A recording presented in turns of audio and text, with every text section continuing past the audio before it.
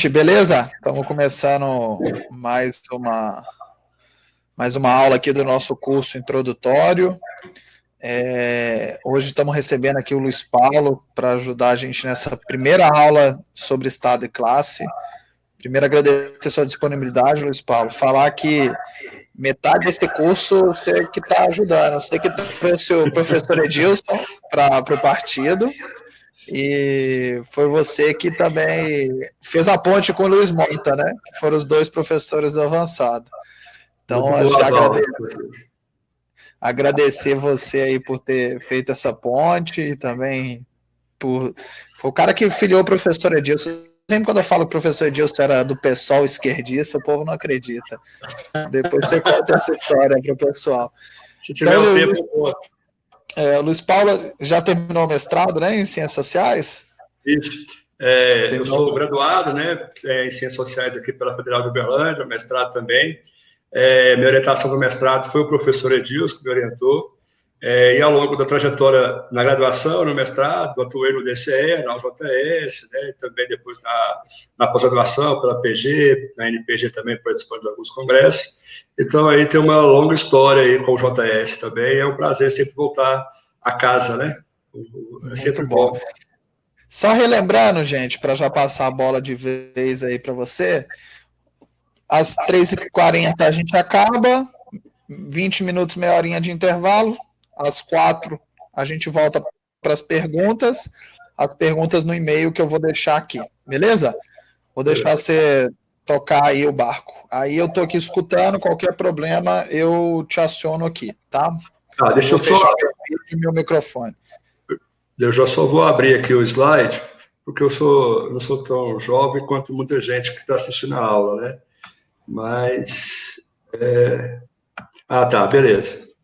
Não, tranquilo. Então, vamos aí em frente aí, que eu vamos beleza. tentar... É contigo agora. Valeu.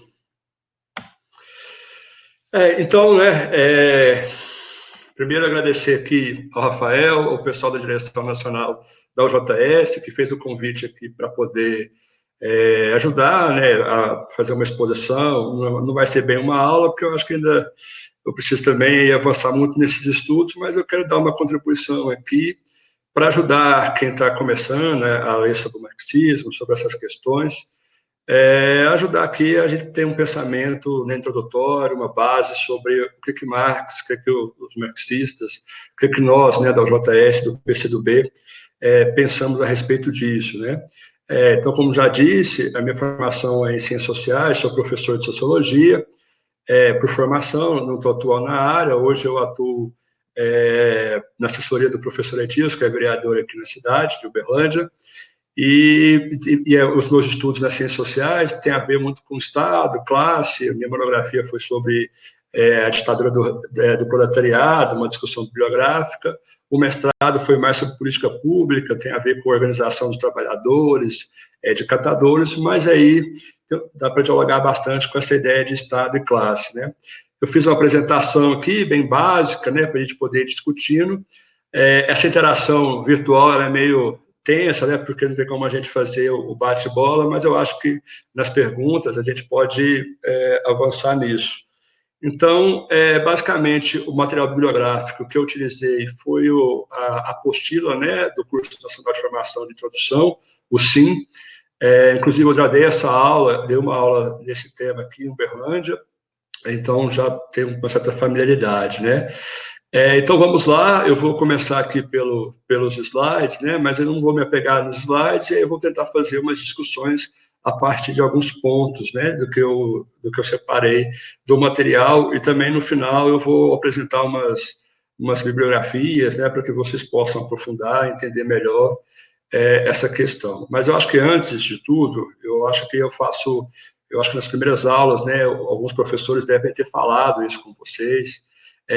O estudo, né, a formação política, ideológica, ela é um processo, né? Então ela não começa no curso nem termina no curso, né? Ela é uma responsabilidade da UJS, né, para os seus militantes, do partido, mas ela também é uma responsabilidade individual, né? Então, assim, se a gente não senta, né, a bunda na cadeira, estuda, faz a reflexão, debate com os camaradas, né, isso é fundamental, tão fundamental quanto participar dos cursos de formação, né? Então, e é muito difícil, né? Isso não é fácil, né? Isso é um trabalho, né? Um trabalho que exige muita disciplina, requer muita disciplina, né? Então, eu acho que nesse tempo de quarentena é um bom exercício, né? De a gente fazer. Eu estou tentando fazer aqui em relação a algumas coisas também, mas aí fica aí esse incentivo, né? De que estudar, de que se formar é uma questão importantíssima para nós, né? E aí a questão individual, o esforço individual, ele também é necessário nesse sentido. Então vamos lá. Então o meu tema aqui que me passaram é estado e classe, né? Então vai ser a primeira aproximação, né, de vocês aqui com o tema, né? E aí, a minha aula aqui, né, os meus apontamentos estão divididos em 4 momentos, né? Então, o primeiro aqui é sobre a questão de como a sociedade se desenvolve, né? Como a sociedade, o melhor tema é desenvolve, né? E o papel do trabalho na sociedade humana, né? Porque na teoria marxista, né, o trabalho ele é uma categoria importante, né? Alguns teóricos vão dizer que é o fundamental, né? Como o Cax, entre outros, mas eu não sei se ele é fundamental, mas ele é muito importante, né? Porque ele traz elementos de discussão sobre a questão de como homens e mulheres se posicionam na sociedade através do trabalho, né? Como a produção da riqueza, né? A produção material, ela é fundamental para o desenvolvimento da sociedade, né? Não só capitalista, né? Mas também para trás e para frente do que nós pensamos. E aí é interessante entender o seguinte, né? O que diferencia uma sociedade da outra é o modo como se produz e se distribui a riqueza social, né? E aí, já começamos aqui já com uma certa... Podemos já fazer uma referência com umas polêmicas, né, atuais sobre a questão do lugar do trabalho, o lugar da questão econômica, da produção das mercadorias, né, para a questão da sociedade, né, se isso é o fundamental, se isso determina, condiciona outros elementos, né, mas é uma verdade materialista aqui, né, não tem como fugir disso, né, camaradas, sem reprodução, e aí eu estou falando da reprodução biológica, né, sem homens e mulheres se reproduzindo, né, trazendo novas proles, né, aí depois vem o termo proletário, né, não tem condição da própria sociedade se desenvolver, né, porque ela morreria por conta da falta de reprodução, né. Então, isso é material, né, isso é objetivo. Então, sem reprodução e produção, não há vida social. Então, dizer que essa questão da produção da vida social, da produção de riqueza, né, ela não é fundamental, eu já de cara estou com Marx nisso, digo que sem pensar qualquer tipo de ação política, qualquer tipo de ação de luta ideológica, sem levar em consideração a materialidade da vida, né, isso já é um grande equívoco, né? Então, e aí Marx, nos seus estudos, e Engels, né, vai olhar para isso e entender que ao longo de toda a história da vida humana existiram vários modos de produção, né? Que é uma categoria, que é um conceito importante na teoria marxista, né? Então não tem como você pensar que Marx sem entender um pouco o que é o modo de produção, né? Para que isso serve? Qual que é a função analítica, né, do modo de produção? Eu vou passar aqui por cima, né, para a gente poder, porque isso só seria uma aula só sobre isso, né, por conta das várias dimensões políticas, analíticas que isso pode desenvolver, mas aqui é importante a gente fazer o beabá, né, de entender o que é o modo de produção, afinal de contas, né. Então vamos lá, né. Primeira coisa, né, o modo de produção, ele na verdade, nada mais do que resultado das forças produtivas mais relações de produção. Nossa senhora, mas que tanto de nome, que tanto de força, de produção, não sei o quê. É muito isso, mas eu acho que aqui nos slides, eu vou tentar aqui ser mais didático possível. Inclusive, eu já dou uma dica de leitura, tem um livrinho, que é um livreto, eu lembro que eu li, eu tinha uns 16, 17 anos, e aí eu não entendi muita coisa também, né? Fui entender mais, quando fui lendo mais, que é um livro do Stalin, que chama Materialismo Histórico e Materialismo Dialético. ele é muito didático, né? Quem lê o Stalin, lê as obras do Stalin, vai ver que ele é muito didático nessas conceituações, né? Então acho que é uma boa dica para poder voltar e entender um pouco, né, como é que funciona esses conceitos, né? Mas, afinal, o que são as forças produtivas, né? São os meios de produção, né, objetos, né, matéria-prima, né, e mais os instrumentos de produção. Só que só os instrumentos e a matéria-prima, né, é óbvio que ela não vai, por si só, dar materialidade aos utensílios, às mercadorias propriamente dita, né? Então, existe uma questão fundamental aqui. A gente pode ter a matéria-prima, podemos ter a terra, né, que é uma matéria-prima, e podemos ter o trator, mas se você coloca essas duas coisas uma lado da outra, elas não vão ser acionadas automaticamente pelo encontro das mesmas, né? Então, o que é fundamental aqui? O fundamental é força de trabalho, né? E aí é o papel dos homens e das mulheres que vão operar esses instrumentos de trabalho, né, e essa matéria-prima para poder botar em desenvolvimento o trabalho e aí assim fazer arar a terra, plantar, depois colher, depois colocar em circulação, né, essa colheita. Então, a força de trabalho ela é fundamental, né? Não tem como pensar as forças produtivas sem a questão do trabalho, né? Eu vou voltar nisso depois, porque é um debate interessante sobre qual que é o lugar do trabalho hoje, né, na sociedade capitalista, neoliberal dos anos 2020, né? Porque tem muita tese nas ciências sociais, da sociologia, de que o trabalho acabou, de que o trabalho não é mais, de que o trabalho já não é necessário, né?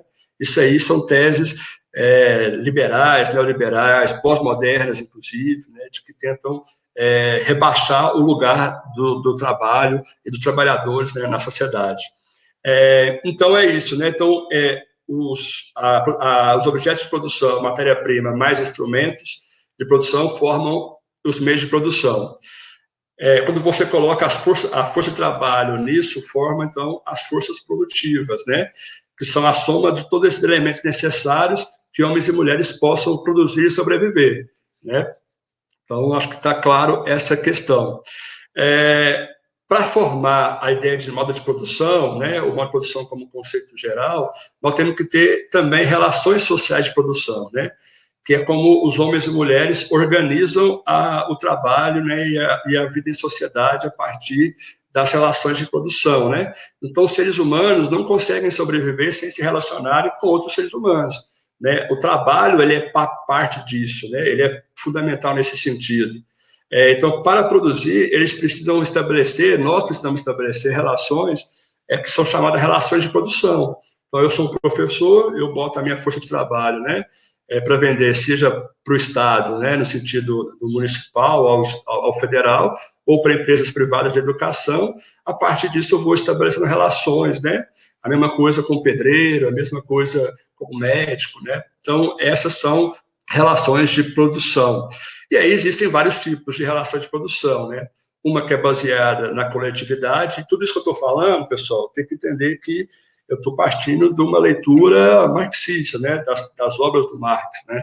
Então, não é nada aqui da nossa cabeça, né? Não é nada que o JS inventou aqui para poder seduzir corações e mentes, né? Da juventude aí, né? Como diz aí o Mota ontem, né? Mamadeira peniana.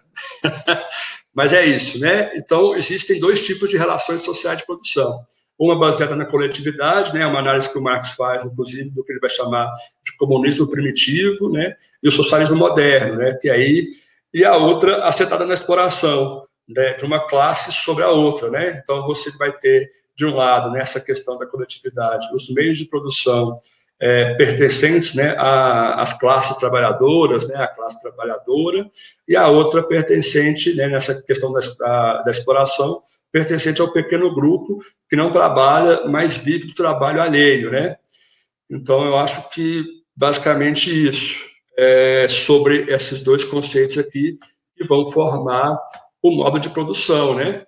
E aí o Marx vai dizer, né, por que o modo de produção é um conceito importante? Porque ele distingue uma época da história da outra, né? E aí não é só o que se produz, né? Não é o que distingue o feudalismo do capitalismo, não é porque no feudalismo se produzia mais tal coisa e aqui se produz mais outra, né? Mas é o modo como se produz, né? Como as coisas se dão, como as relações sociais de produção elas são colocadas, né, as forças produtivas e as relações de produção são colocadas em dinâmica, né, para a produção, né? Então, o modo de produção é a articulação dinâmica das forças produtivas, meios de produção, mais força de trabalho com as relações de produção. Né? Então, essa é a análise, essa é a conceituação, na verdade, né, análise, é a conceituação da categoria de modo de produção em Marx, né, do marxismo. Né? Então, a articulação dinâmica das forças produtivas com as relações de produção. Né? Então, toda vez que a gente olhar para uma sociedade, né, numa perspectiva marxista, nós temos que, como é que funciona, como é que é a dinâmica, né, entre as forças produtivas e as relações sociais de produção. Essa é uma boa forma de fazer uma análise marxista, né, de sociedades. Mas, eu não sei se estou rápido, qualquer coisa o Rafael vai falando aí também, né, Rafael? Para não deixar também as pessoas aí se perderem e tal, né? E aí eu proponho, né, uma coisa aqui que eu acho que é importante, está um pouco na apostila, não sei se o pessoal leu a apostila toda, né, e tal, mas aí tem uma reflexão que eu acho que é interessante. Mas a gente então tem aqui a ideia do conceito de modo de produção, né? Então, mas aí os marxistas vão operar isso na realidade como, né? Como é que nós vamos usar esse conceito para poder entender a realidade brasileira, né?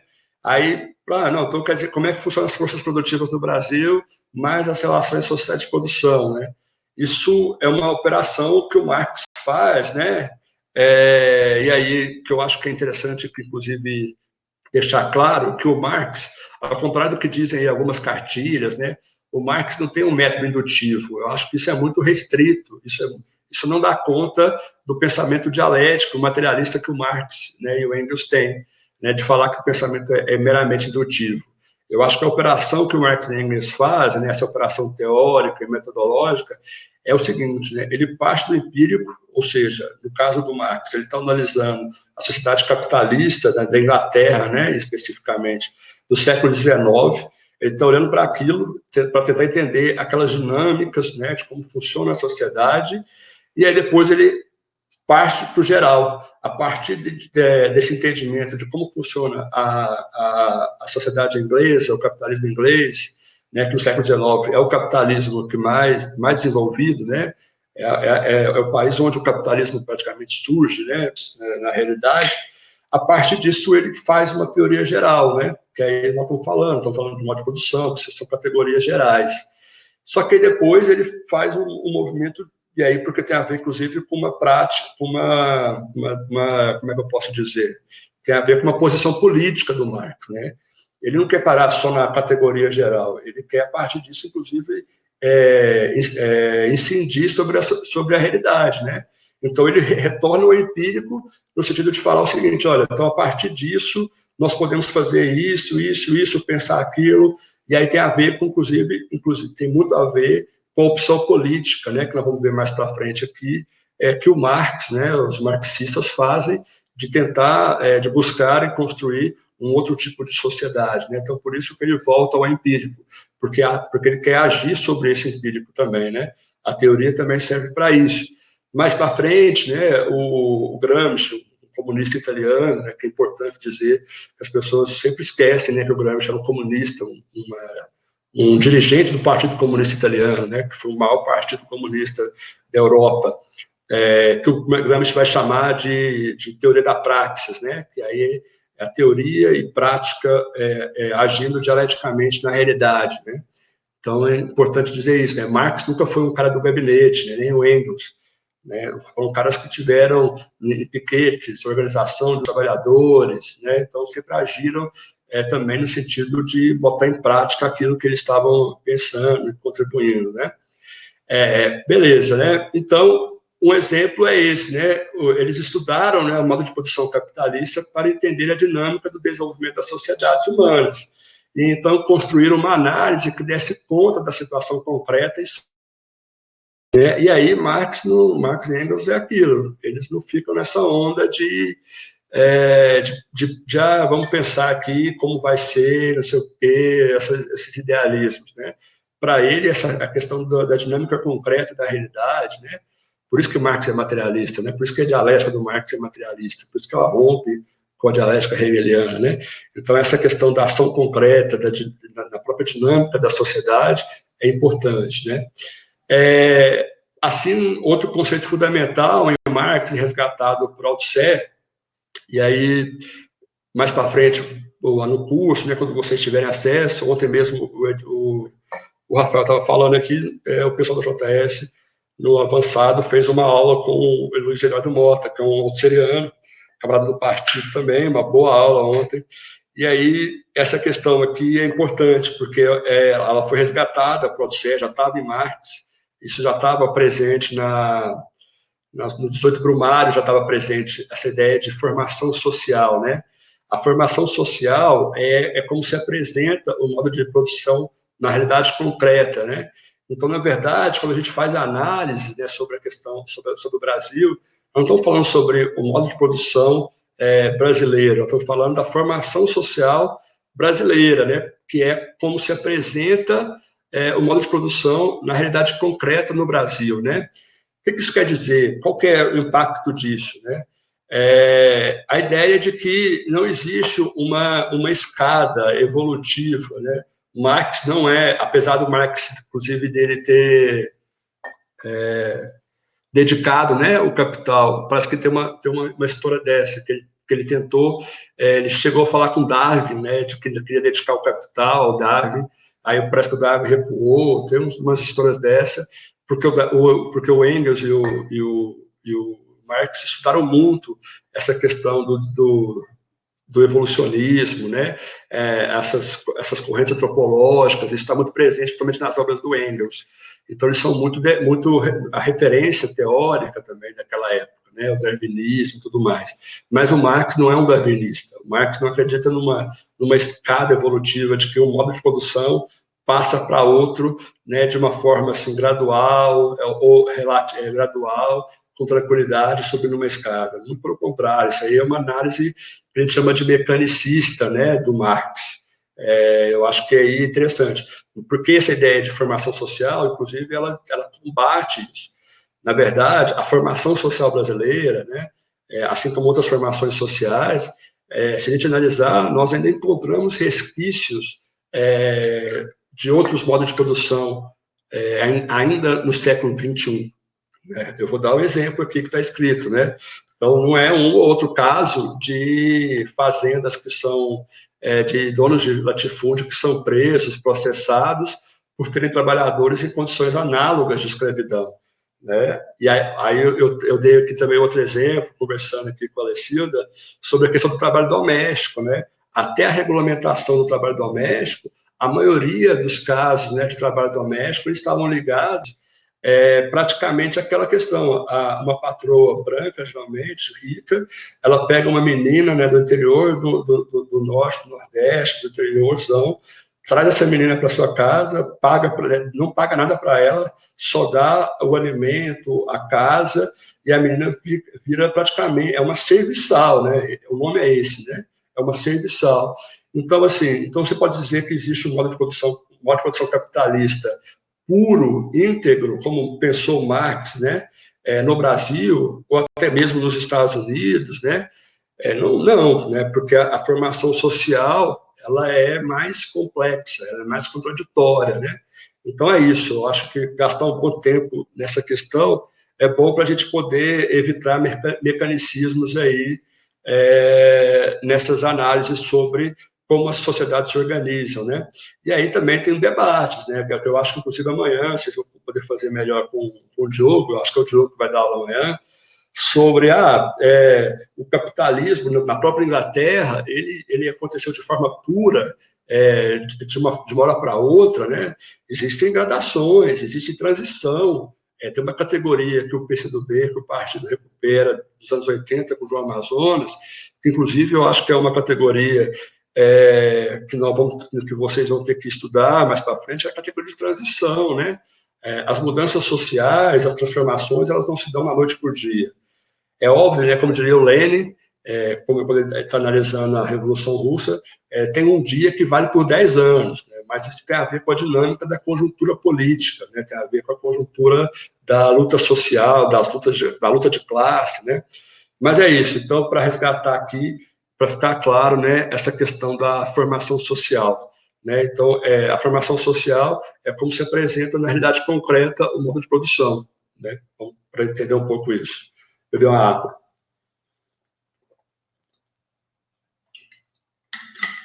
É muito difícil dar aula sem ver as pessoas. Mas vamos lá, eu acho que está indo bem aí. E aí é o seguinte, né? Como é que as classes sociais surgem, né? Como elas se apresentam. E aí uma pergunta que sempre cai, né? As classes sociais sempre existiram, elas, né? Como é que isso funciona, na verdade, né? Primeiro que nós temos que entender que as classes sociais elas não surgem quando Marx diz que elas existem, né? Eu acho que também tem um negócio que é importante, né? Porque o Marx organiza o pensamento, organiza a teoria, escreve sobre isso, que não quer dizer que as classes sociais já não existiam antes do Marx, né? O Marx ele vai dar um tratamento teórico, inclusive, né, político sobre isso, né? Então é o seguinte, né? Em sociedades onde não havia propriedade privada nos meios de produção, não houve a separação dos indivíduos por classes sociais. Se os meios de produção não tinham donos, se eles eram compartilhados, se eles eram socializados, né, por todos, né, não faria sentido você separar as pessoas por classe, né, porque a classe está ligada a partir do momento que existe propriedade privada dos meios de produção, né, e aí tem a ver com o processo do cercamento das terras na Europa, né, e aí eu acho que mais na parte da economia que pode entender mais isso. Mas esse processo é importante. Luiz Paulo, mas assim, se as pessoas não eram divididas em classes, né, mas não existia diferenciação, existia, né? As pessoas eram divididas por famílias, por clãs, por gens, né? O Engels dá um tratamento disso também, né, no livro dele sobre o Estado, a propriedade privada, né, e a família. Então, existiam diferenciações, mas não era por classe e não era por uma questão de uns terem os meios de produção e outros não terem, né? E aí, o que leva, né, o aparecimento das classes, né, é justamente o desenvolvimento das forças produtivas, né, que aí possibilitou o excedente, né? Porque é o seguinte, essas sociedades onde não havia classe, elas praticamente produziam só aquilo para a subsistência, né? A perspectiva é a gente pensar um pouco, a referência sempre era, na verdade, as sociedades indígenas, né? Não as de hoje, né? Porque as de hoje tem largas diferenças, né? Então, você pega estudos antropológicos, né, sobre sociedades indígenas, né, do século XIX para trás, você ainda tem um pouco disso, né, que a organização social estava baseada na família religiosa e a produção era basicamente para a subsistência, né, daquela comunidade. Então, não fazia sentido para eles produzir para guardar para amanhã, ou para guardar para comercializar, no sentido de você ter vantagem, né? Você podia ter interação entre várias tribos, né, de trocas, né, de mercadorias de produtos, né, que cada um fazia, mas nunca era uma intenção de acumular riqueza, né, de ter excedente, né? E aí, então, aqui nessas sociedades, né, o valor de uso não existia valor de troca, né, no sentido de ter acumulação, só tinha valor de uso mesmo.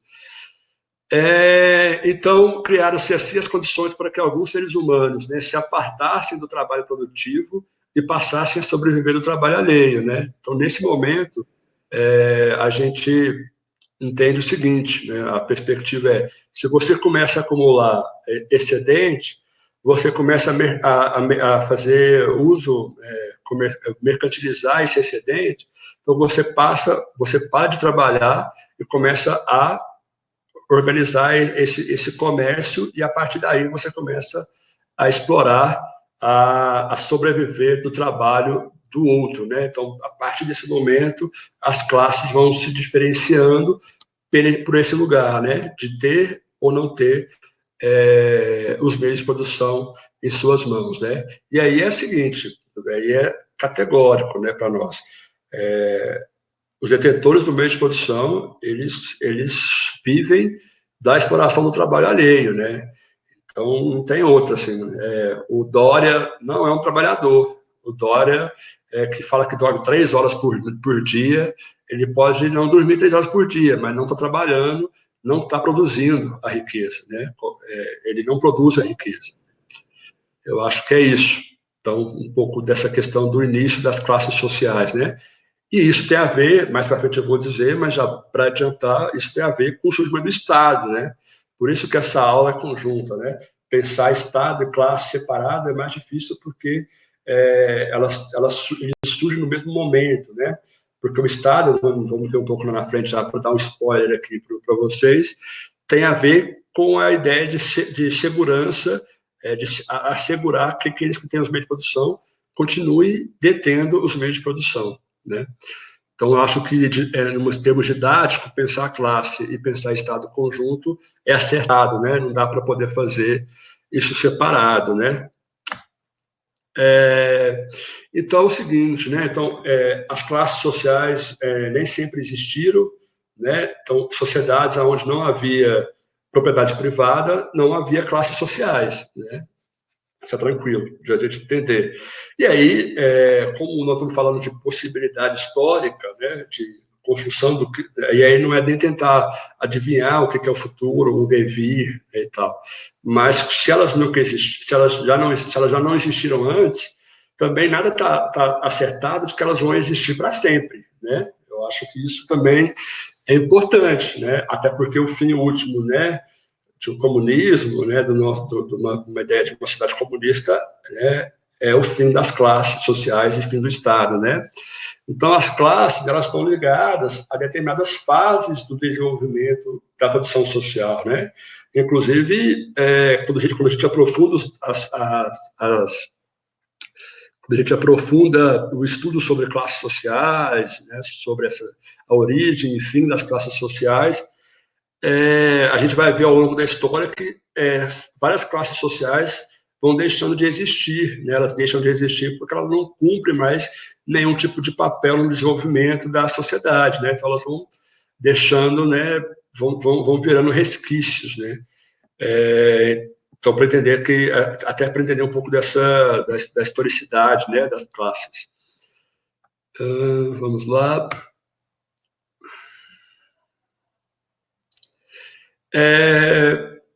E aí, o que é importante, né, para os marxistas, né, quando o Marx olha para as classes sociais, ele está tentando não entender só as classes sociais, né, em si, né, o lugar que elas ocupam no processo de produção e tal, mas também o processo que elas têm de mudança, né, o papel dela nas transformações da sociedade, né, das mudanças sociais, né? E aí eu acho que é bom reforçar isso, né? Porque para o marxismo, né, o sujeito, né, já diria lá o Luiz Mota ontem, né, Rafael, o sujeito com S minúsculo, ele tem um lugar, mas o lugar dele não é o principal nessas transformações sociais, né? O sujeito da história, né, o sujeito com S, seria as classes sociais, né? Seria não, são as classes sociais, né? São elas que dinamizam a vida, né? Que botam a roda da história para girar, né? E aí o Marx vai dizer que é o motor da história, né? Então, e é isso que eu já adiantei, né? Que as classes sociais, a luta de classe já existiam antes de Marx, do marxismo, né?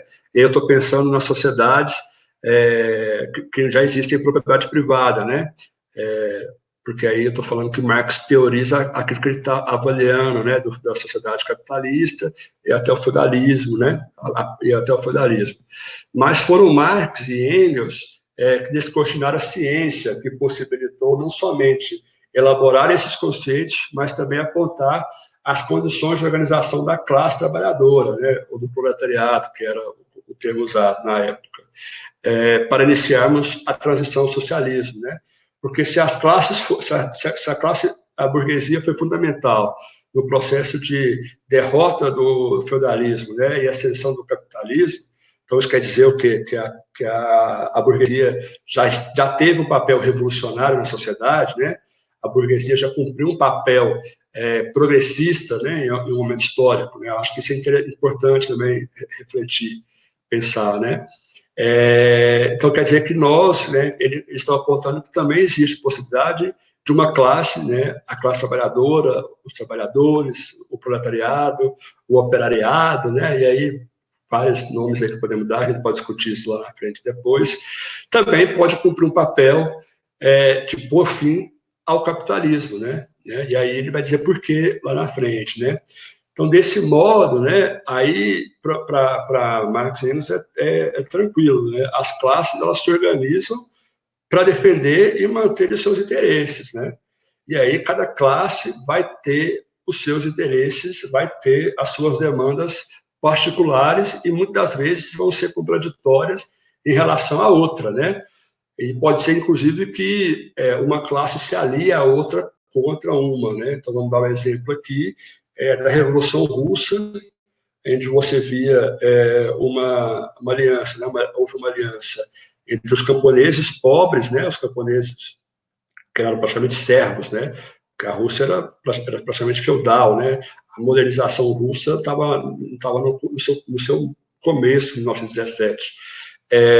Se juntou com a classe trabalhada, com a classe operária, urbana, industrial, que era muito pequena na Rússia, né? Assim, numericamente, os camponeses eram muito maiores, né? Mas politicamente, quem teve peso, jogou peso político para a construção desse processo revolucionário foi a classe operária, né, urbana, industrial da Rússia naquele momento, né? E aí, para a gente poder, inclusive, entender um pouco disso, né? Não é porque nós somos numericamente maiores que nós vamos ter uma influência maior, né? A construção de hegemonia, a construção de aliança política, né? A sagacidade de análise de conjuntura, ela é tão importante ou mais, em alguns momentos, que o número, né, da classe que você pertence. Eu estou fazendo esses devaneios e tal, mas eu acho que está ajudando aí a pensar em algumas questões.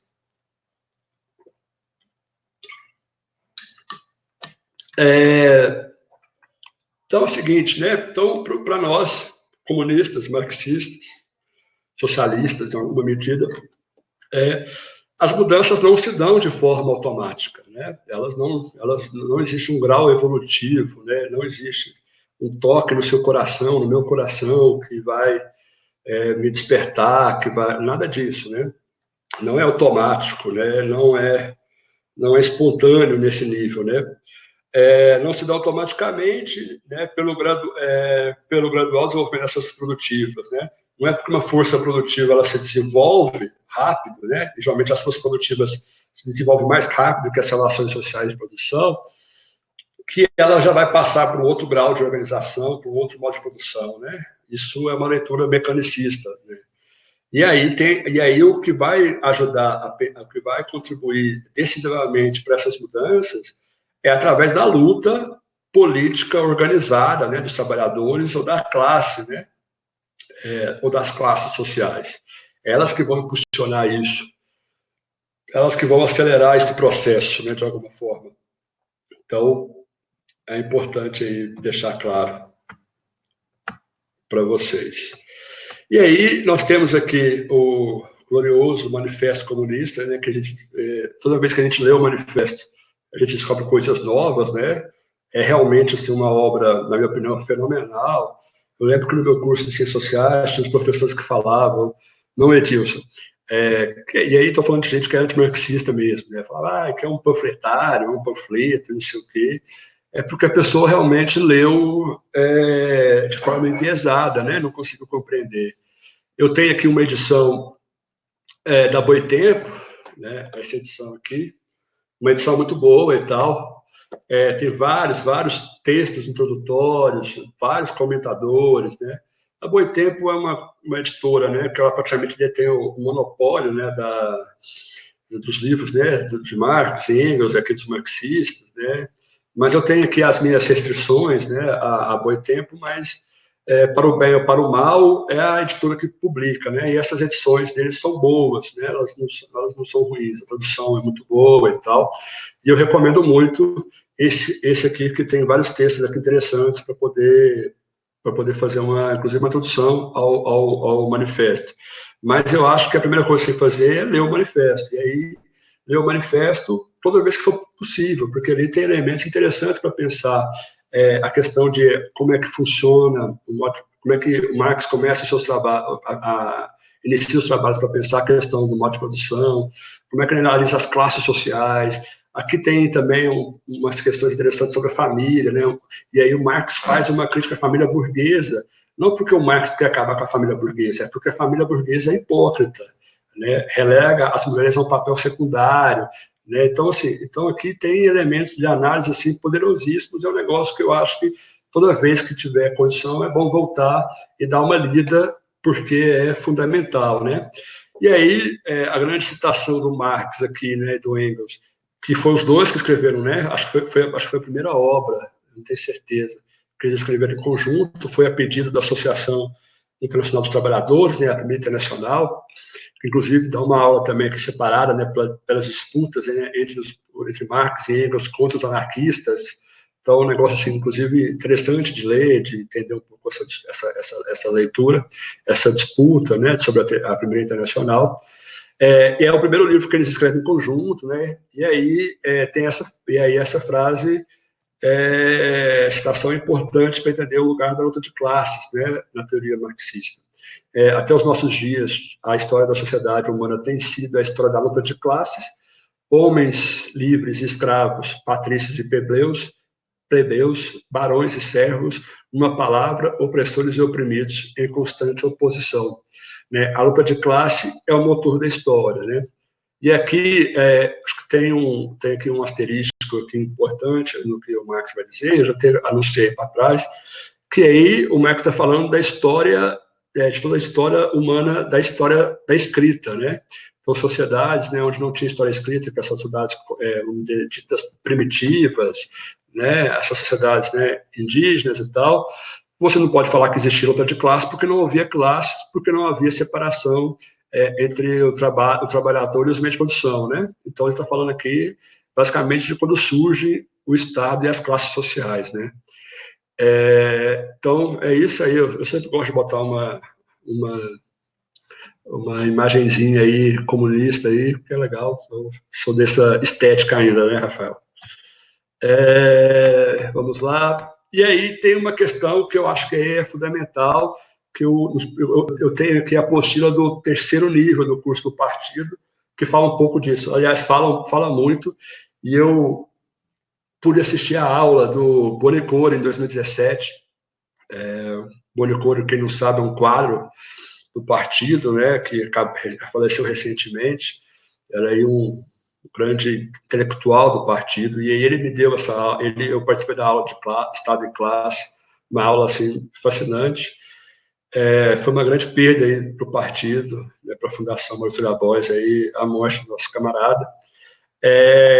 E aí, nessa aula, e aí eu acho que é importante anunciar para vocês, né, que as classes, né, nós estamos falando aqui das classes de forma muito, muito generalizada, né, inclusive mais para frente aqui vai ter os slides para falar sobre as classes fundamentais, mas já para adiantar, eu acho que é importante, né, as classes sociais, elas não formam um bloco, a burguesia, o proletariado, os camponeses, né, não estamos falando de uma coisa só, né? Então, existe o que a gente vai chamar, que elas vão se subdividindo, né? Isso, inclusive, para fazer análise, né, da formação social, isso é importantíssimo, né? Botar toda a burguesia no mesmo saco e botar toda a classe trabalhadora no mesmo saco nos leva a ter análises cada vez mais idealistas, né? E a gente acaba colocando na análise aquilo do que a gente quer e não aquilo do que é, né? O que é fato, o que é real, né?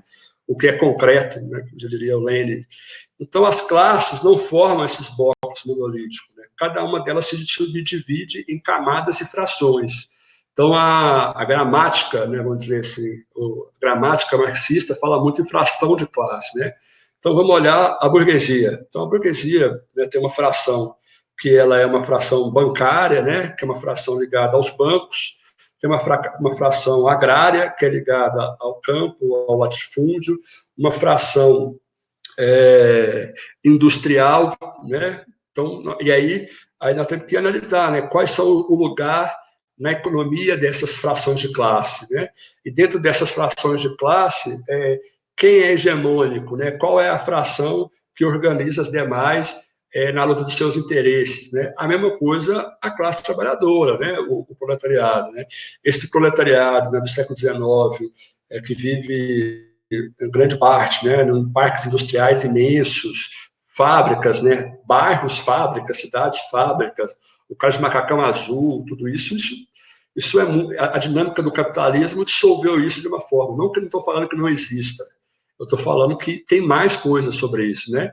Então, quando a gente fala sobre o proletariado, a classe trabalhadora, nós temos que falar das suas frações, né? E aí como cada fração se organiza. Inclusive, pode existir interesses conflitantes entre essas frações, né? Na própria classe, né? Então, por isso que requer aí uma análise muito, como eu posso dizer aqui, muito cuidadosa, né? Sobre quando estamos falando de classe social. Então, pensar nisso, as classes, elas não são monolíticas, elas se dividem em frações de classe, né? E aí entender como é que elas se organizam e tal. Aí, um autor brasileiro, um cientista político aqui no Brasil, que consegue fazer uma boa análise sobre isso, né, a partir desses conceitos, é o professor Armando Boito Júnior, né, lá da Unicamp também. Ele tem uns textos muito esquerdistas por aí, mas tem uma coisa muito boa, né? Principalmente recentemente, agora ele produzindo umas análises interessantes também. Vamos lá.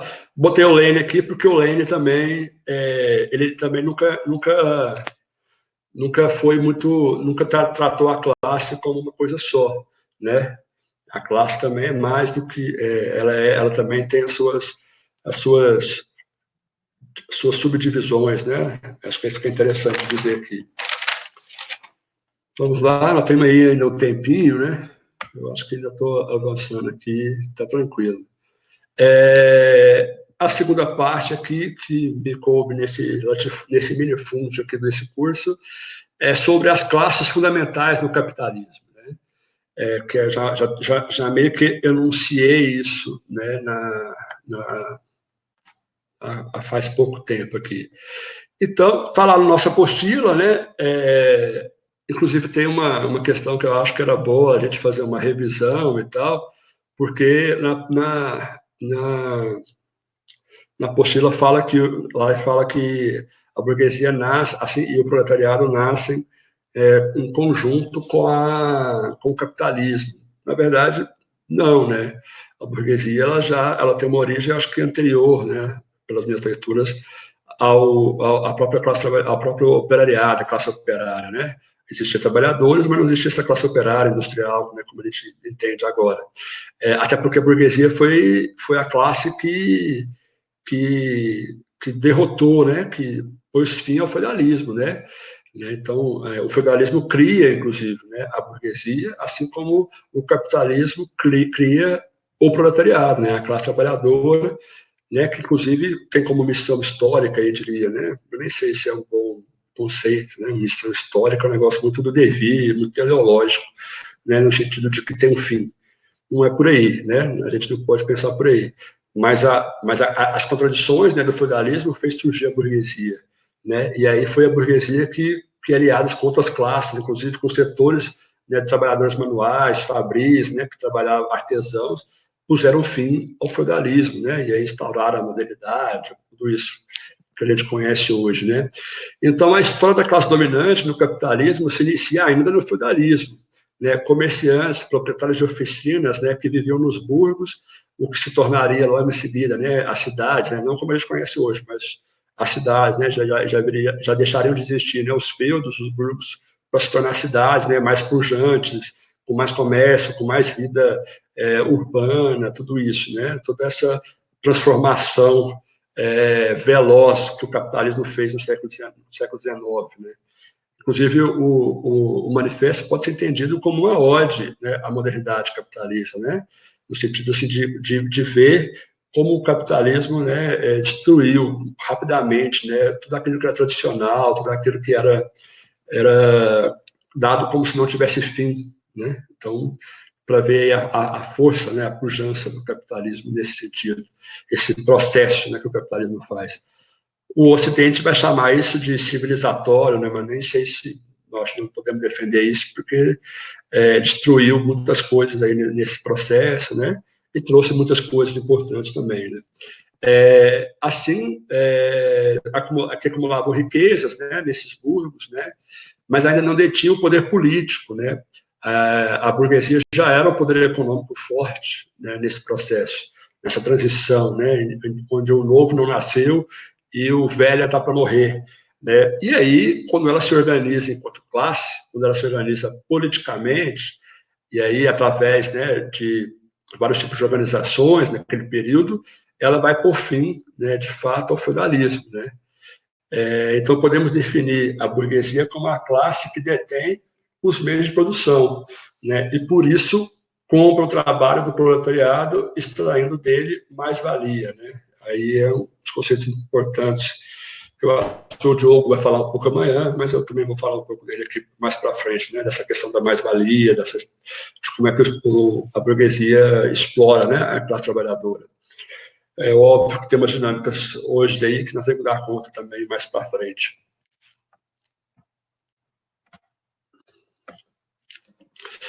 E aí nós temos a outra classe fundamental, né? E aí eu estou falando das duas classes fundamentais, camaradas, no sentido de que elas estão sempre em oposição uma à outra, né? Se lá no feudalismo era servos e senhores feudais, se na antiguidade era escravos e senhores de escravos, né? No capitalismo, né, a contradição é entre classe trabalhadora e burguesia, né? Eu acho, né, e aí pode ser um debate para poder fazer, que o proletariado é filho do capitalismo, né? A ideia de já existiam trabalhadores, né? Mas não existia uma classe operária, um proletariado ligado às grandes indústrias, às grandes fábricas, à produção em massa, à produção em série, né? Tudo isso surge com o capitalismo, né? E aí é a tese, né, que nós estamos falando aqui do Marx, né? Que o modo de produção capitalista cria, inclusive, a contradição, né, no seu interior, que possibilita, que pode ser, que derrote o próprio capitalismo, né? E nós estamos falando aqui do proletariado, né? E aí umas questões, né, que nós podemos pensar aqui em conjunto depois, né? O que diferencia o proletariado moderno naquele período, né, no século XIX, do conjunto de outros trabalhadores, né, de modos de produção anteriores, né? E aí, né, esse negócio nem é para o debate, né? Na verdade, é o seguinte: o que diferencia é que, né, os servos, apesar, né, apesar da exploração que eles viviam, eles não estavam apartados, né, de todo dos meios de produção. Eles poderiam, inclusive, no caso, né, do feudalismo, né, o sistema era da seguinte forma, né? O servo produzia na área, né, nas terras do senhor feudal, e uma parte da produção era entregue aos senhores feudais, né? Mas o contato com a terra, os instrumentos de trabalho, praticamente, os instrumentos de trabalho eram do camponês, né, do servo, né? Então, não estava apartado, né? Então, você pensa os artesãos também, né? Os artesãos, a produção era muito menor, mas eles controlavam todo o processo, né? Desde do quanto de, vamos supor, sapato que eles vão fazer, até os instrumentos, como fazer, toda a técnica, né? Então, tudo isso foi desfeito com o capitalismo, né? Porque o capitalismo separa, né, os trabalhadores, né, dos meios de produção, inclusive, e aí, na sua própria dinâmica, vai cada vez mais separando as partes do processo produtivo também, né? Então, se antes os trabalhadores faziam o sapato todo, agora vou ter uma produção em série que eu faço a sola, fulano faz o cadarço, outro ciclano faz a palmilha, e aí por aí vai, no final nós temos o sapato pronto, né? Então, é isso que diferencia dos trabalhadores, né, do século XIX, né, o proletariado, do que foi em outros modos de produção, né? Esse apartamento, essa separação, na verdade, né, essa separação dos meios de produção, da produção em si, do controle do processo como um todo, né? E aí eu acho que também cabe a nós também fazer uma discussão como atualizar esse conceito de proletariado, né? Vamos falar a classe trabalhadora, a classe operária, então essa é uma discussão possível aqui que a gente pode fazer, né? Não tem como, se já existe frações de classe dentro da classe trabalhadora, né? Então chamar todo mundo de proletário é uma questão mais difícil, né? E aí tem questões, né? Então, por exemplo, o CEO de uma grande empresa que tem um super salário, ele é trabalhador ou ele não é trabalhador?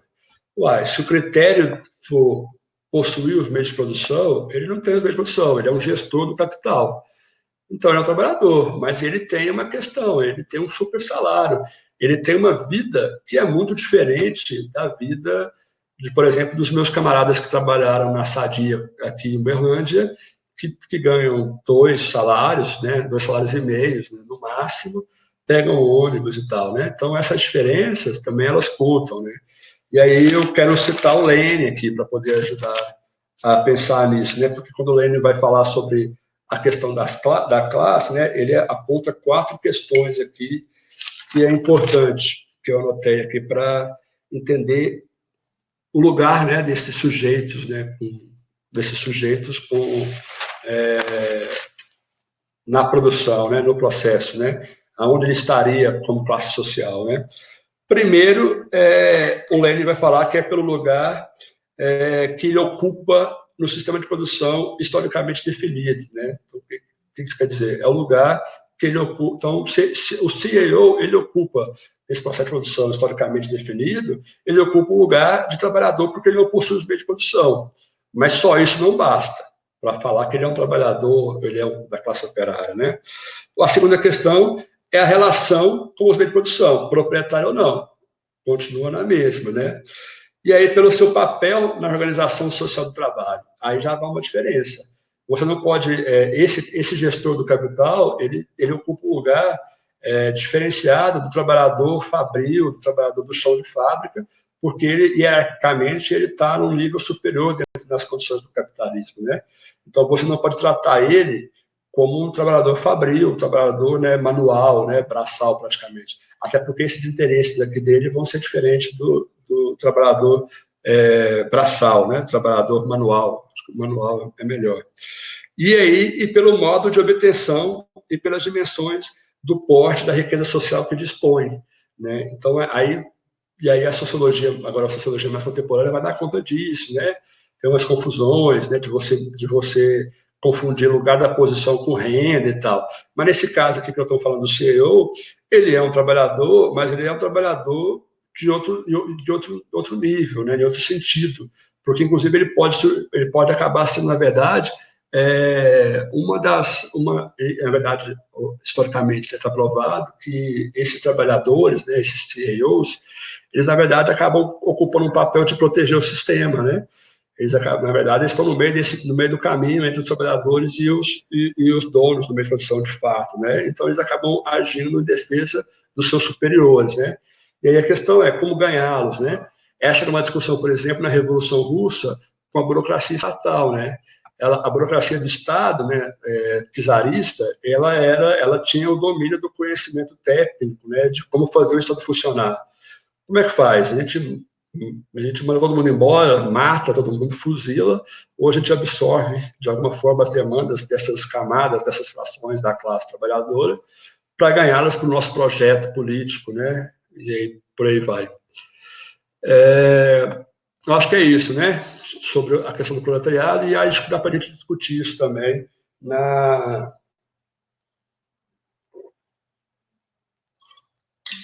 sessão de perguntas. E aqui tem quem é professor de sociologia aí, eu acho que o Rafael, deve ter mais alguns camaradas aí que estão nas ciências sociais. Essa aqui é uma teoria clássica, né? Que a gente toda vez vai dar aula de Marx aí, na escola, a gente sempre usa aqui para explicar essa questão da exploração, né, da extração da mais-valia, né? Então, como se dá, né, a exploração do trabalho no capitalismo, né? Primeiro separando, né, o trabalhador dos meios de produção, né, e não deixando que ele controle o processo produtivo, né? Então, o trabalhador não tem nenhum tipo de controle sobre isso. Ele vai lá, bate o ponto dele, faz o que ele tem que fazer e vai embora, né? E aí, sem controle, sem nenhum tipo de interferência na decisão desse processo, né? E a partir daí, né, o fundamental é o que Marx vai apontar sobre a questão da mais-valia, né? Que está ilustrada aqui na nossa tirinha aqui. Que a mais-valia, ela é o fundamental para aquilo que nós vamos chamar de reprodução do capital, né? Produz mercadoria para ter capital, né? Para poder produzir mercadoria era o sistema anterior, né? Agora é capital, mercadoria, para ter mais capital, para ter mercadoria, para ter mais capital, e aí vai se reproduzindo, né?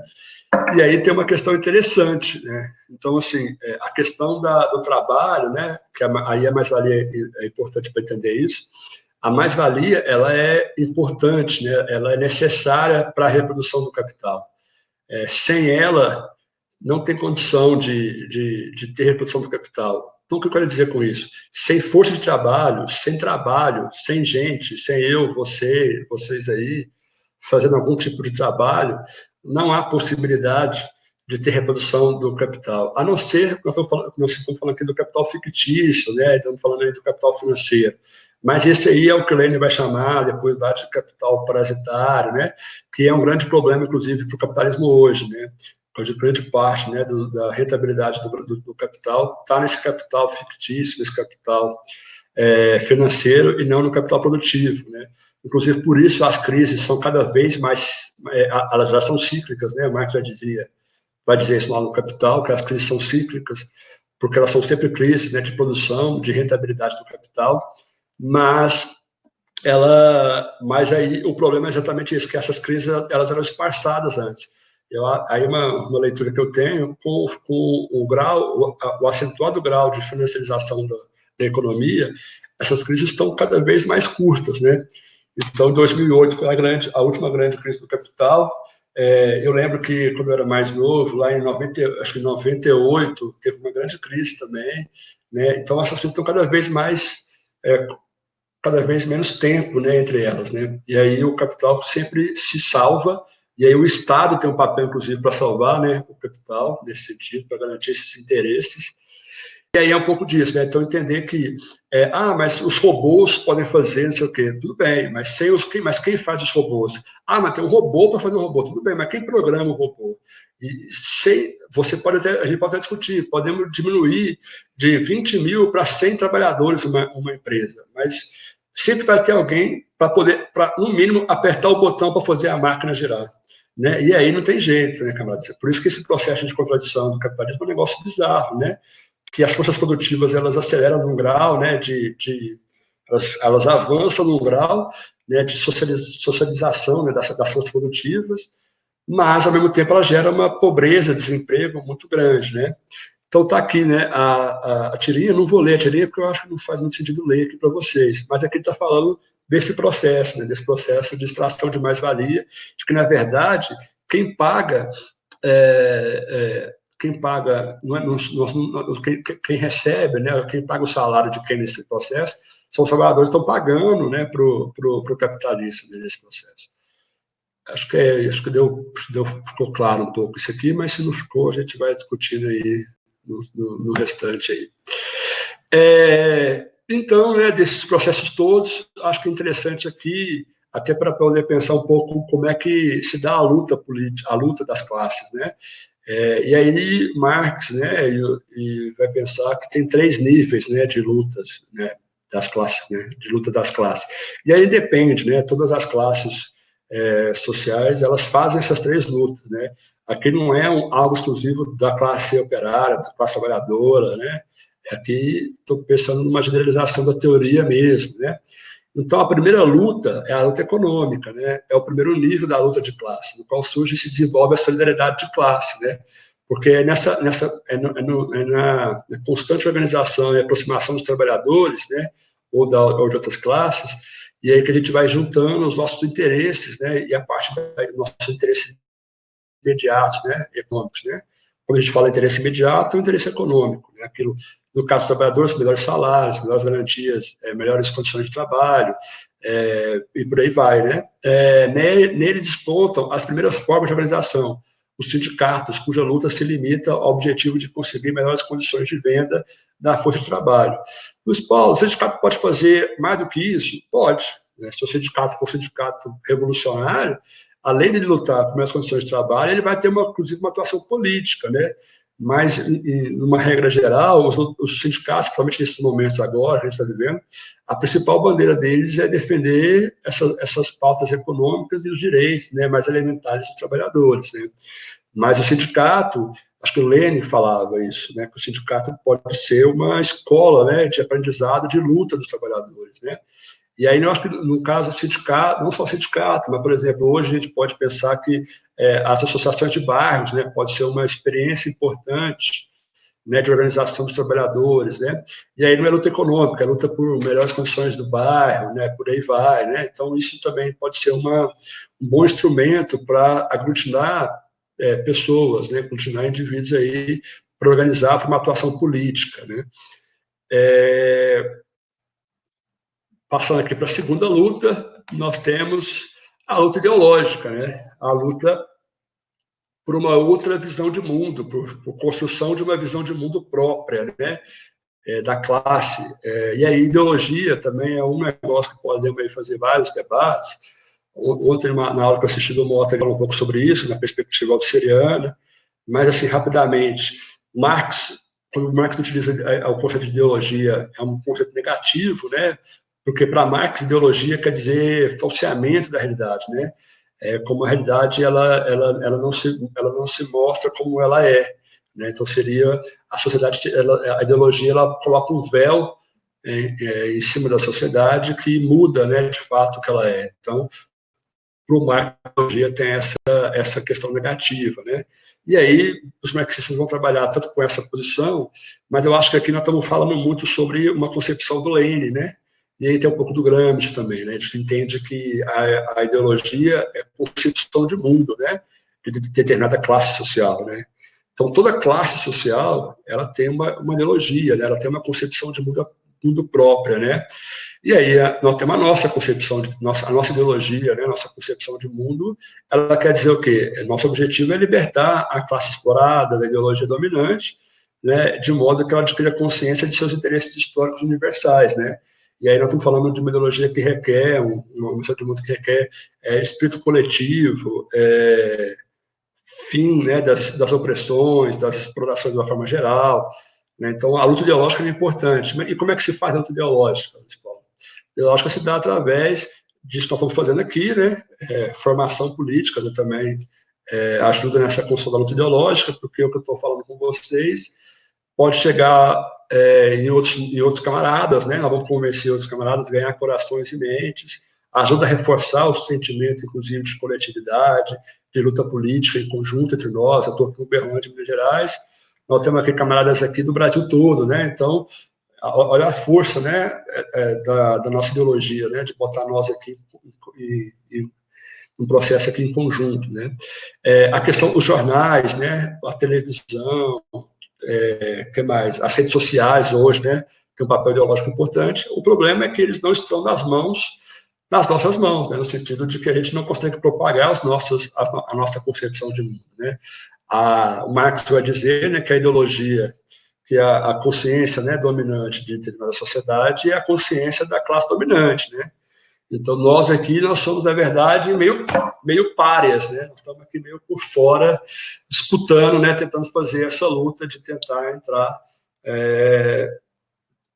de tentar disputar, de fato, né? As pessoas por uma concepção de mundo mais avançada, mais progressista, né?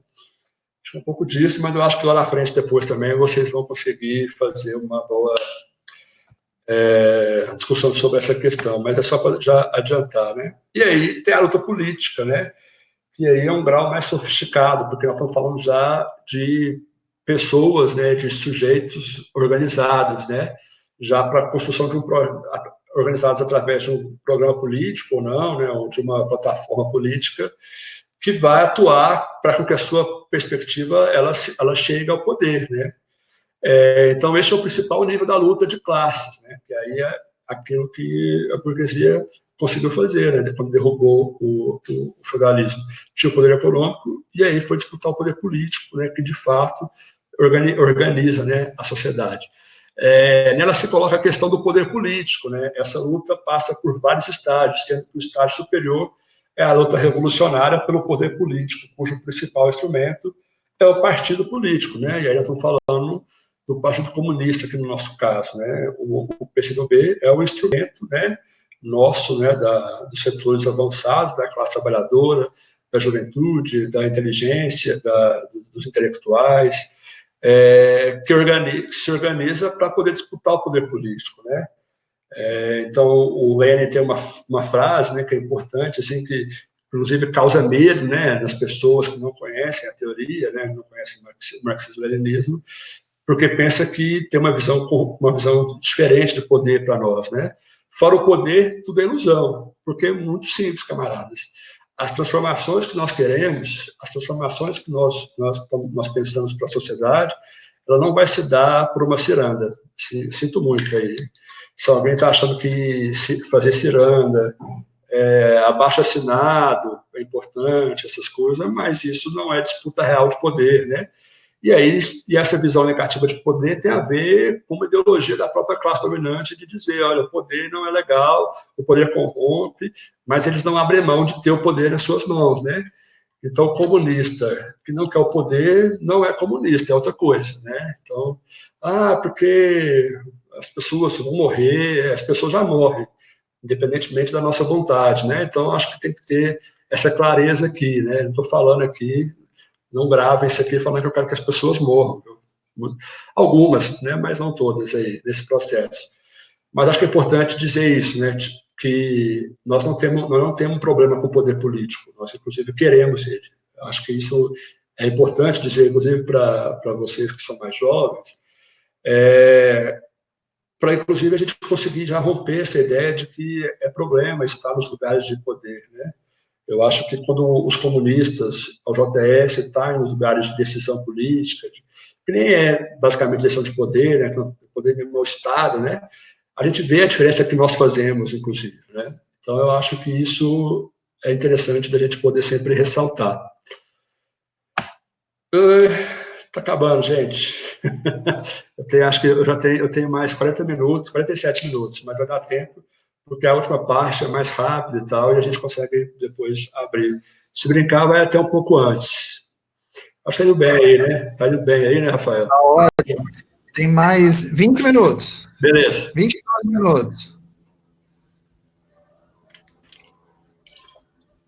Então, a sociedade de classe se divide entre dominantes e dominados. E aqui nós vamos falar já basicamente do Estado, né? Na ementa não tinha uma ideia muito clara sobre a questão do Estado, né? Mas aí está meio... A partir de agora eu vou falar um pouco mais, né, disso. As classes proprietárias dos meios de produção, e que por isso dominam economicamente, também tendem a dominar politicamente, né? Então, quem tem um poder econômico, a tendência é que ela acabe se tornando também a classe, né, dominante politicamente, né? Acho que tem umas experiências, né, em outros modos de produção, transformações sociais para trás, mas aí eu acho que não dá para entrar nisso.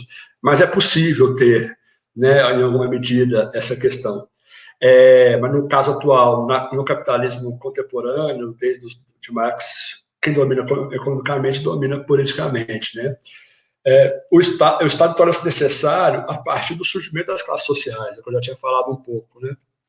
Inclusive quando as classes sociais se tornam antagônicas nos seus interesses, né? Porque o Estado, ele é a expressão direta da luta de classe. Não tem como pensar Estado fora da luta de classes e fora das classes sociais, né?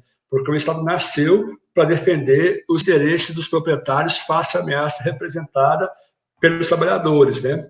E aí podemos pensar, inclusive, no próprio feudalismo, né? O Estado absolutista e tal.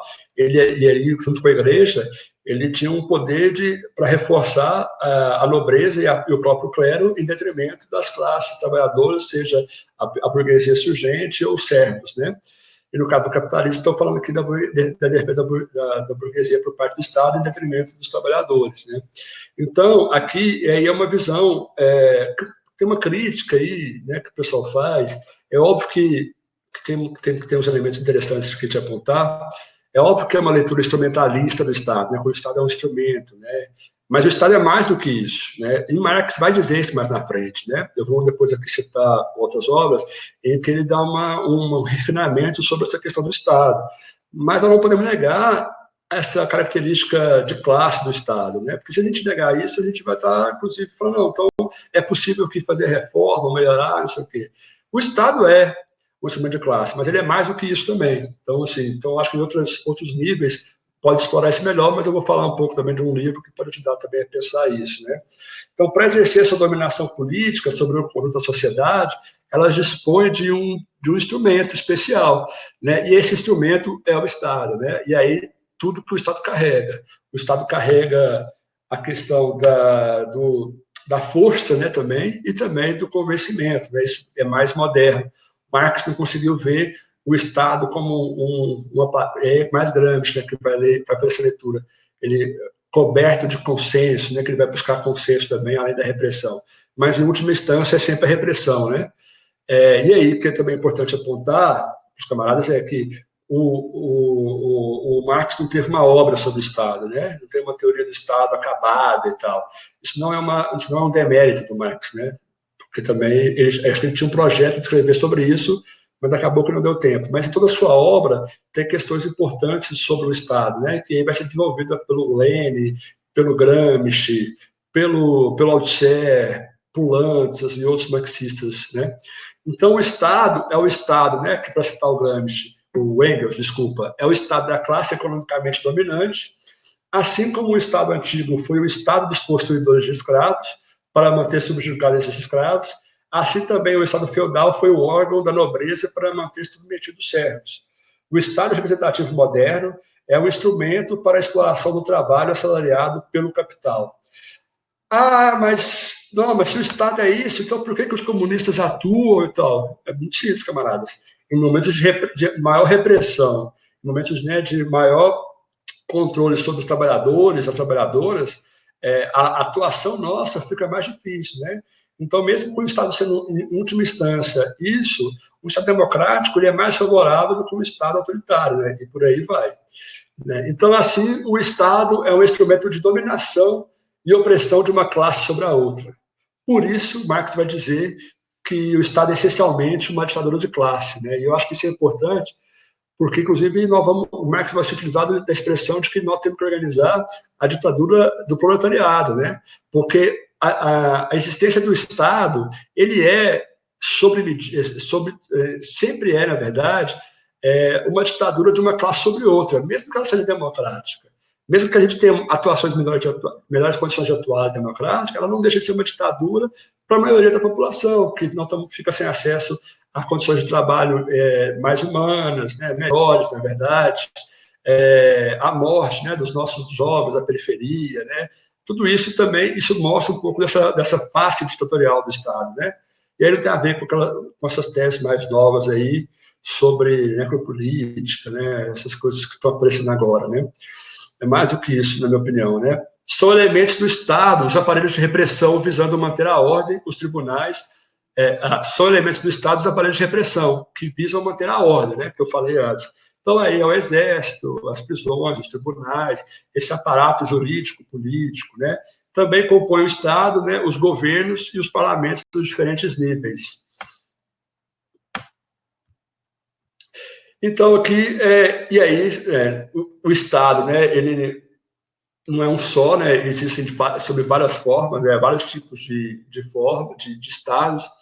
E aí, em uns estados, a atuação dos comunistas, né, ela é melhor por conta da democracia e tal, né, de ter representação. Você vê hoje uma onda, inclusive, depois do fim da União Soviética, né, agora parece que está voltando uma onda de vários países proibirem, né, os partidos comunistas de existirem, transformar isso em ilegal, em crime, inclusive. Então, essa diferenciação é importante, né? Os liberais burgueses buscam esconder o caráter de classe do poder político e se limitam a tratar da forma do exercício do poder do Estado, né? Se é monárquico, se é aristocrático, se é republicano, democrático, autoritário, né? Mas, na verdade, sobre essa capa, né, sobre esses tipos, o principal é o poder político, né? Isso são formas, né, de exercer o poder político, né? O tipo ou caráter de um Estado é dado fundamentalmente pelo seu conteúdo de classe, né? Se ele está aqui na perspectiva de defender os interesses de uma determinada classe, ele é uma ditadura em relação a outra classe que não tem esses interesses bem preservados, né? Então, acho que isso, para ficar bem aqui, bem ressaltado, né? A forma de um Estado é a maneira pela qual o poder do Estado se apresenta em uma determinada época, né? Então, também é isso, né? Ela pode mudar, ela pode voltar atrás, né? Isso aí não tem, isso não é dado, isso não é estático, né, na história. Ela está sujeita à correlação de forças, né, entre as classes sociais em luta. Então, assim, o nosso Estado democrático hoje, né, ele está tá um pouco balançado, um fala em fascismo, neofascismo e tal, mas se não existir luta de classe, não existir nossa organização, inclusive para atuar, né, para poder fazer luta, para poder fazer avançar ou parar essas medidas, a tendência é o Estado cada vez mais se tornar mais autoritário, né?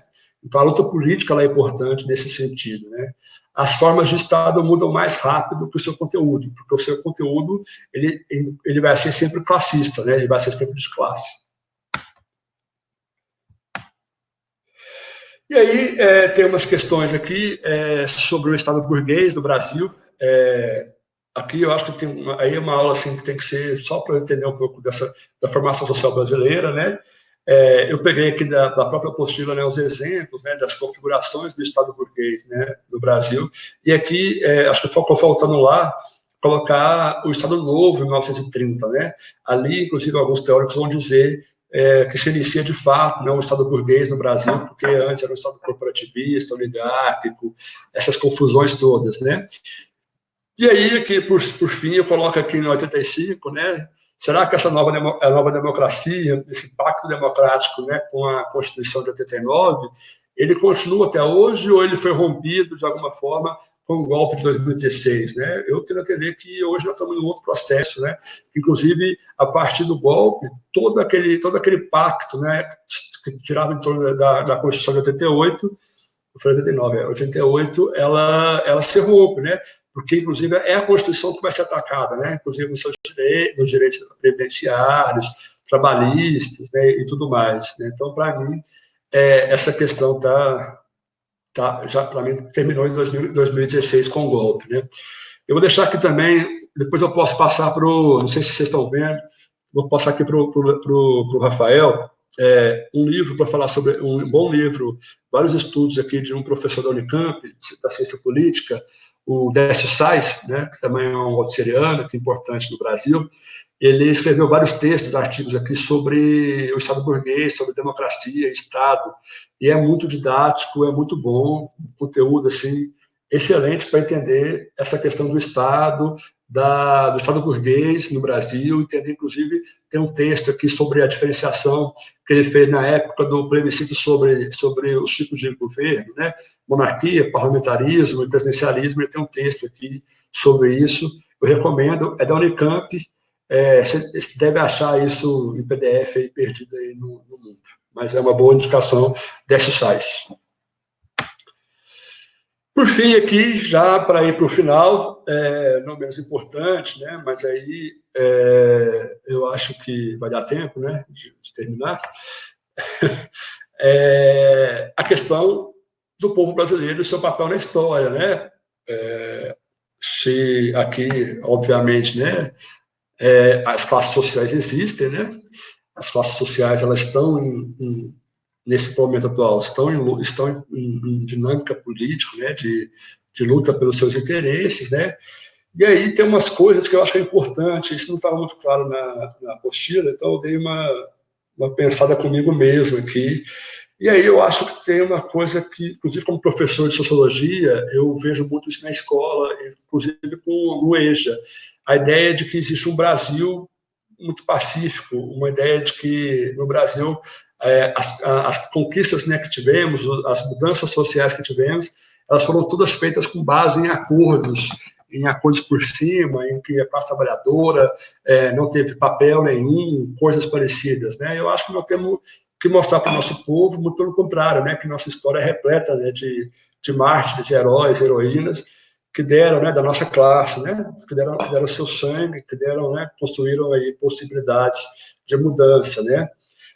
Então é papel nosso desfazer esse mito, né, de que o brasileiro é pacífico, que toda mudança foi realizada através de grandes acordos, né, e sem lutas, né, porque eu lembro sempre desse negócio, porque na França as pessoas põem fogo na rua, nos carros, não sei o quê.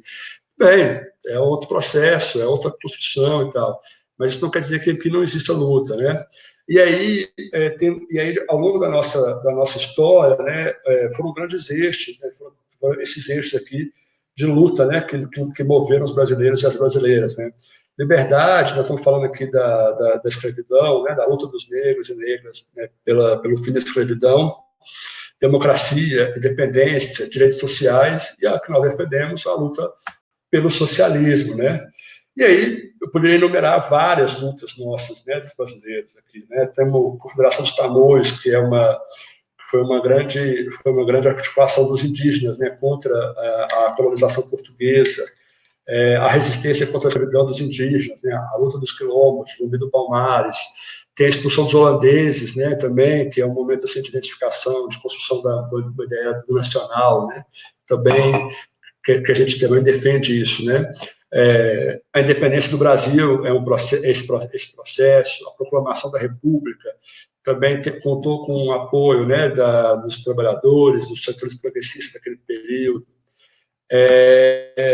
E aí a Revolução de 30, né, que vai modernizar, urbanizar, industrializar o país, que é um combate às oligarquias. Aí eu não estou dizendo aqui, camaradas, que não existem contradições, que foi tudo lindo, que não estou dizendo isso, estou dizendo que são processos importantes da construção, né, da nossa história. Houve contradições, sim, mas as contradições são importantes, esse processo, né? Não foi o nosso programa sempre que venceu, mas não quer dizer que a gente não influenciou nesses processos, né? A luta contra o Estado Novo, né? E aí os comunistas tiveram um papel fundamental nisso. A defesa democrática em 45, quando a gente elegeu uma bancada de comunistas, a resistência contra a ditadura, e aí a luta armada, as lutas de massas, né? As mulheres, as mães organizadas. Nós temos também a UNE nesse processo, a UBS, a luta pela democratização, pela anistia, né? E aí eu termino aqui falando da eleição de Lula, né? Que para nós, a eleição do Lula em 2003, né? Que começa o governo dele, é um ponto de inflexão importante para o PCdoB, né? Que a gente consegue, de fato, começar a ter um espaço, a construir o nosso projeto nacional de desenvolvimento, né? Nós temos grandes responsabilidades pelos avanços do governo. Também temos nossos limites, né, no sentido também desse processo. Se você ainda está fazendo um balanço, que é muito recente, né, inclusive, dessa experiência do governo popular democrático, né, que foi entre 2003 e 2016. E eu faço aqui uma recomendação, que os camaradas leem com afinco, estudem, de fato, o nosso programa do partido, né, para o novo Projeto Nacional de Desenvolvimento. Nisso fica muito claro, né, Rafael, o que o PCdoB pensa e o balanço que o PCdoB faz de todo esse processo, né, da luta do povo brasileiro, né, pela sua independência. E aí, hoje, a nossa luta, em qual patamar está a luta do PCdoB para o socialismo, né, para a transição ao socialismo. Né? Então, eu vou terminar por aqui. Eu acho que está no tempo ainda, né, Rafael? Acho que eu dei conta aqui. E eu deixo aqui no final para vocês, né, o Rafael daqui uns dias vai entrar para o time aí de maoístas altisserianos do partido. Porque eu Estou tentando. Porque eu acho que é o seguinte, camaradas, a gente tem quando a gente está na militância política, a gente tende a idealizar muito o nosso lugar, o lugar, né, das nossas organizações. Né? E a gente tem que entender que a vida é contraditória, né? Nós temos que abraçar a contradição. A contradição não é um problema para nós, né? Porque não existe caminhos retos na vida, como disse o Mao. Né? A vida é esse processo de contradições e nós temos que aprender com isso. Né? Então, eu acho que abraçar as contradições é entender esse processo. Né? Então, eu encerro por aqui.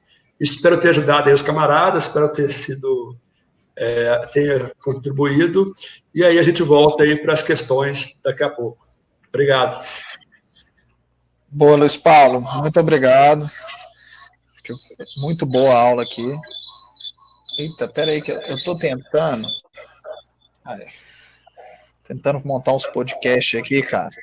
E aí tá dando eco, esse trem é difícil demais. Quarentena, a gente tira tudo do papel, né? Eu tava querendo fazer um podcast sobre teoria marxista. Muito Você bem. até tá convidado pra gente fazer uns. Mas esse trem é difícil demais, viu? Se tiver alguém aí que sabe. É que eu te falei. Que sabe, me ajuda. Pode botar esses jovens aí que já nasceu no podcast já para poder ajudar. Eu nem mexo. Então, tô pegando aqui o link da próxima sala, gente, que a gente vai entrar às 4. Um e-mail aí para mandar as dúvidas. Já tá aí no chat. Hoje eu deixei o chat aberto para alegria da galera. Deixa eu só abrir aqui para pegar rapidinho. Vou mandar o link aí para vocês e a gente volta às 4h em ponto para tirar as dúvidas dessa aula. Já estou recebendo lá no e-mail. Vamos lá. Pronto, galera. Aí é só redirecionar para esse link aí no chat e às 4h a gente volta. Beleza, Luiz Paulo? Beleza. Aí eu muito aqui a aula. O canal do podcast a gente ainda vai lançar, gente. Estou aprendendo a mexer ainda. Mas é o seguinte, no YouTube, o canal do YouTube da UJS vai ser todo girado para esse negócio da formação teórica, né? Então, essa aula vai ser disposta, vai ser colocada lá no canal do YouTube. Assim que a gente terminar esse curso introdutório, nós vamos ter ele todo no YouTube. As aulas avançadas já estão indo para o YouTube, assim como aulas de outros cursos nacionais de formação da UJS, que abordam temas diversos, vão todos para o YouTube. Inclusive, vou enfrentar a civilização de bicicleta para pegar o HD para já disponibilizar para a turma, para a quarentena ser uma quarentena de formação política. Pegar uma aula muito boa do Júlio, você falou sobre necropolítica, também tem às vezes essa impressão que o pessoal só pegou um conceito que já existia e deu um nome novo. Exatamente. Por exemplo, essa questão da... Portas abertas. Essa questão da necropolítica está lá em Agamben, quando ele fala sobre biopoder e biopolítica, quando ele faz uma leitura do Foucault. Então, assim, tem nada de novo nisso, né? Então... Se você é surdo, você vai ver ele falando de necropolítica o tempo inteiro, né? Mas, enfim, é um termo bom. Qual é o nome do livro do autor da Unicamp? É do Décio Sais, né? Décio Sais, Estado de Democracia, Ensaios Teóricos. Ensaios, né? Ensaios Teóricos. Eu posso escrever aqui e te mandar aqui no chat para todo mundo aqui depois. Tá. Beleza, gente, mandando o link aí de novo. Tranquilo? Aí eu saio aqui, como é que é? Eu só saio. Bota o end aqui, aí você vai entrar no outro link e a galera também. Beleza? Valeu, Gustavo. Valeu. E-mail para dúvidas, gente. Formação Nacional ujs@gmail.com. Mandem lá, tá? O link, por último, o canal no YouTube ainda a gente está estruturando. Quando estruturar, nós vamos divulgar. Mas você acha lá o canal da UJS no YouTube. Beleza, turma? Aí a gente vai postar tudo lá. Valeu. Até 4h, 20 minutinhos aí.